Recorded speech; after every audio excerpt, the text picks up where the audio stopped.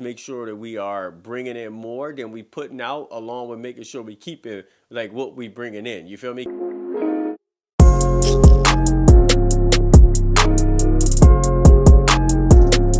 Hey everybody, welcome back to my journey to $1 million.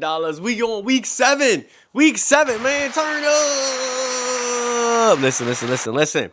If this is your first time here, welcome. What I'm doing is taking you on my journey to my first $1 million and just my mindset and how it's increasing and growing on this journey, because I used to be a person that was really fixated with just the results, but we recognize over time that the results you're going to get.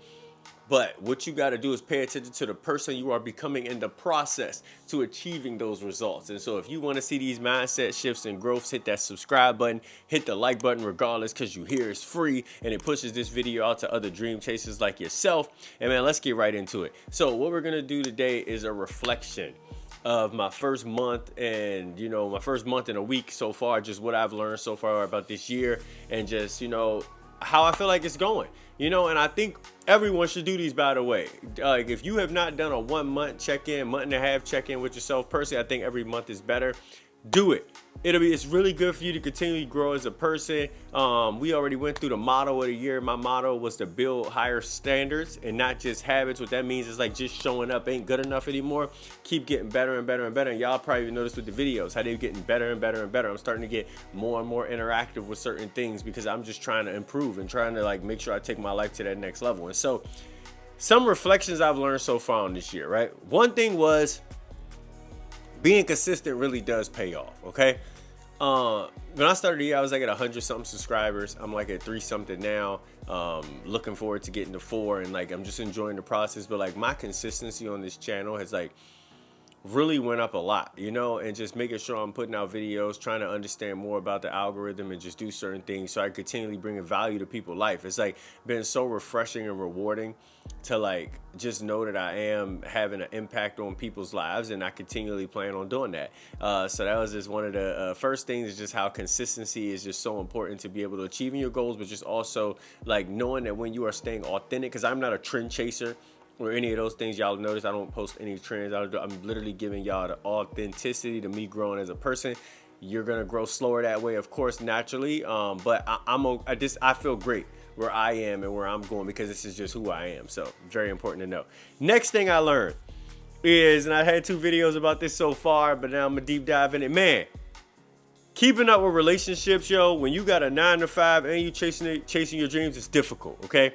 Like, I've already put dating to the side just because there's no way in history I could like fulfill someone's expectations on that. But like even making time for friends is so difficult, but you got to make sure that you are doing it.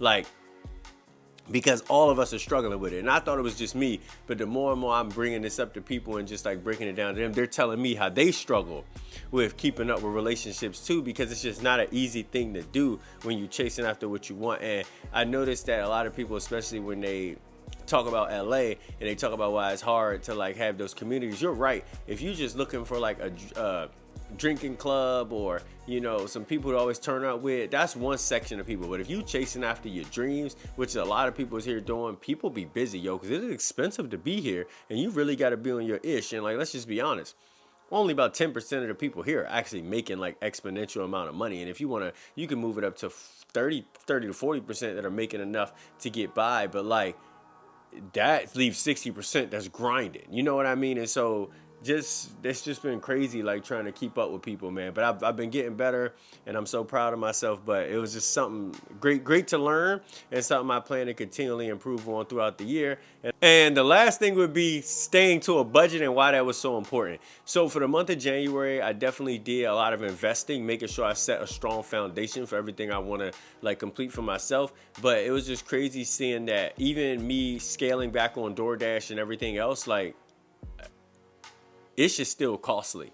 You feel me? And to like kind of sit back and just look over my finances from last month and just see how I was spending money, it's just really keeping me locked in going into this next month of recognizing like, okay, you don't got to do as much investing this month, but like, let's just make sure that we are bringing in more than we putting out, along with making sure we keep it like what we bringing in. You feel me? Because last thing you want to do is fall victim to lifestyle inflation, which will definitely hinder everything you got going for yourself. So that is 3 of my learnings, man. So far it's been great. I definitely plan on doing my reflections again at the end of February.